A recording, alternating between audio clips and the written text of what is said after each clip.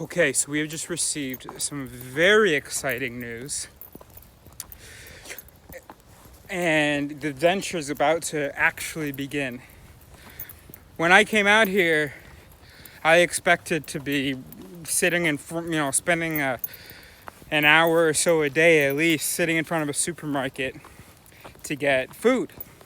And then I don't remember exactly why, but I guess it was because of the pandemic, and then also not wanting to leave my tent by itself for very long. But for whatever reason, and also, of course, my mother's insistence, I started using her card to buy myself food. And then a few weeks ago, because of the confinement, the Emmaus, the organization who takes care of us, which I've said a number of times. So Emmaus is how I'm just going to refer to them from now on.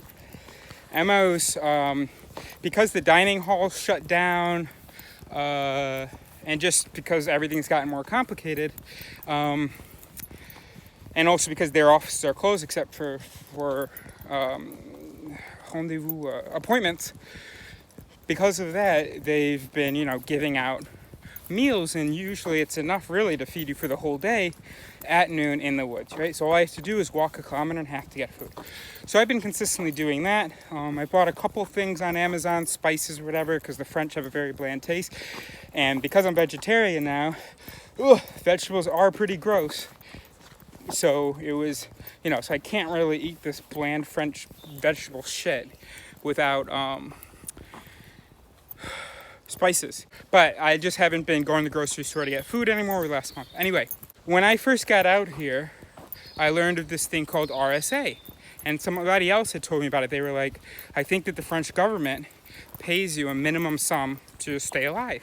And when I first had my first appointment at Emmaus, one of them told me, she was like, yeah, the French government considers, she brought it up to me, she says, the French government considers 500 euros the minimum you need to stay alive, so you can, sign up for that. Okay, so then today I went in to finally enroll in that because a couple days ago I threw my mom's credit cards into the fire.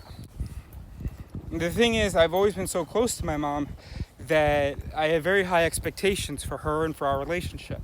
And I thought that our relationship would be able to change from sort of the overbearing mother who has a specific vision and fights you on anything that sort of strays from that vision. I'm exaggerating a little bit, but I stray so far from any vision she could have that it is an issue. It's not like she wanted me to specifically be a lawyer and I decide not to go to law school and she's upset. No. She just wanted me to be a sort of a functioning, successful person, kind of. And I would rather, get tattoos, live in the woods, and smoke weed to help me sort of think and to give me a new perspective. So now I'm running out of weed, and so I asked her, hey, can you help me out?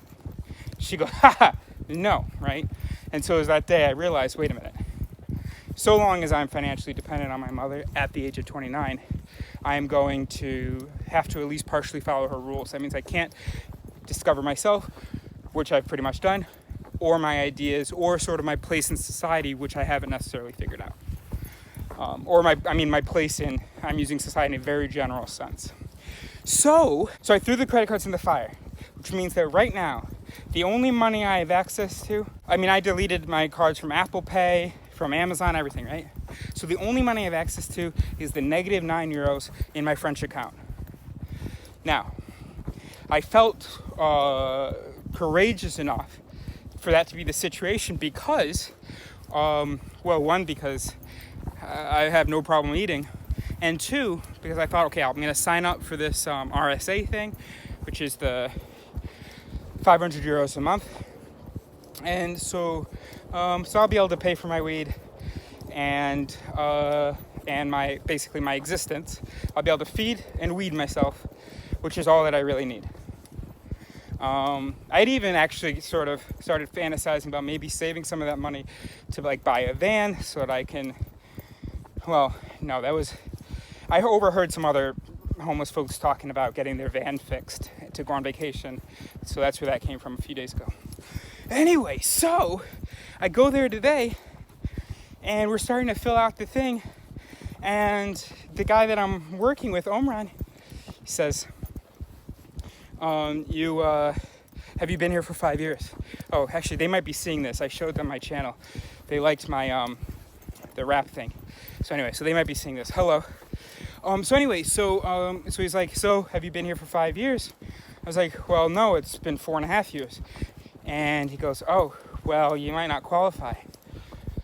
So now I no longer need to feel any guilt about the fact that I, in some ways, don't need to be here, sort of on paper, or that I don't need to be sort of suffering, because I could, because, you know, my mom could buy my food. She can't do that because I burned the cards. I'm not going to be mooching off the state except for the food. So anyway, so it changes a lot. I'm making this video immediately after finding this out. It could change, but once we submitted the request, it immediately said you don't qualify. But Omran said that they may still call me or whatever.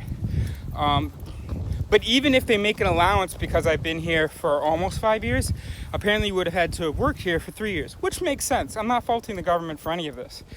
So it makes sense. But anyway, so this is what we had originally imagined, right?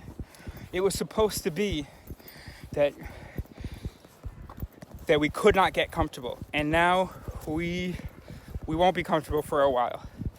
Especially when the confinement, the lockdown ends. There will no longer be those meals available, so I'll have to go to the dining hall, I guess, which is just a bit more of a hassle, which is great. But yeah, so this is gonna be like that first week of my trip last summer, where some days I'm just gonna have an apple and a banana, because that's all I could get. Also, this means I have no reason to stay here.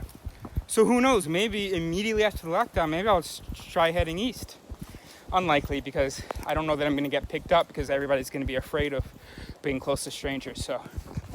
That was another reason I was thinking about the van, because I don't know how I'm gonna hitchhike now after this pandemic. So that's it, I have negative €9.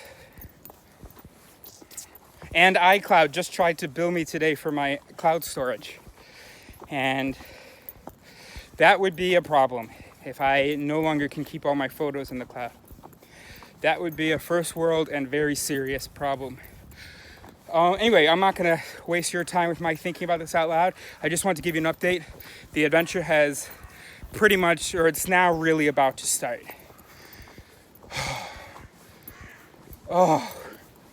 I'm also gonna lose weight. This is so exciting. I don't know how I'm gonna come out of this. I'm definitely not gonna pussy out though and get some job working for some, retail company that's doing nothing good for the world.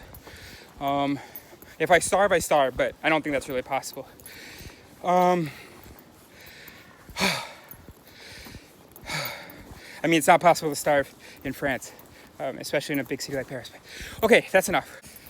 Oh, good. Okay, bye. Oh, and also, as you may know, I wanted to invite someone very, very special to me, who I won't name because you're not going to understand. I wanted to invite her to join me, but the plan was to be able to take care of her. That I would sort of be the only one struggling. She wouldn't want for any basic things, right? She has to be prepared to struggle, but at least I'd always be able to feed her whatever. Even if it meant that I didn't buy my own food, I found my food and then I just paid for her to eat. That's no longer possible. So I don't even know whether to continue with my invitation, because I don't know how ready she actually is for that kind of life. But, so that's disappointing. That's probably the most disappointing thing. And then the other thing is that I can't really get a dog now because,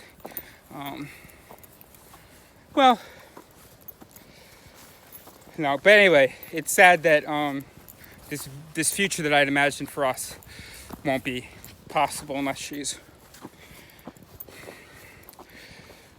really is tough. So, okay. I swear colors are brighter now. And to those of you who think I'm treating this like some kind of a game, I mean, it is. I'm aware that there are people that have for years struggled the way that I'm so excited to struggle soon. But that's what I'm looking for.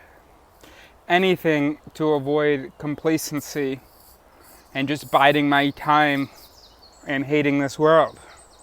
Give me an adventure. Give me a game. Give me something to struggle. Put it all on the line. My life cannot ever be boring again.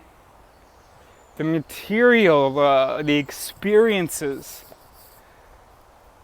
You think that I'm making light of it because you couldn't do it. So to you, I'm not taking it seriously enough. You haven't made the choices that I've made. You haven't been motivated by the things that I'm motivated by. I'm very, very excited. The only nervousness that I feel is I'm afraid that in some moment of weakness that I'll be like, yo mom, what's your credit card number? Let me add it back to Apple Pay. And then I'll have egg on my face. So that embarrassment is the only thing that concerns, or even just that disappointing of myself. And then also I really am sad about she won't come out here. Even if I were to write her the most beautiful poems, even if I were to remind her what it was like and, before things went bad and and tell her that I'm not just this cliche ex that she certainly sort of remembers me now as. That no, we have something really special and it just went bad because there was this unreciprocated love, but it's there now. Well, maybe it's unreciprocated, but it's a different direction now. So, yeah. So it's bittersweet. I'll still be able to revisit the fantasies though.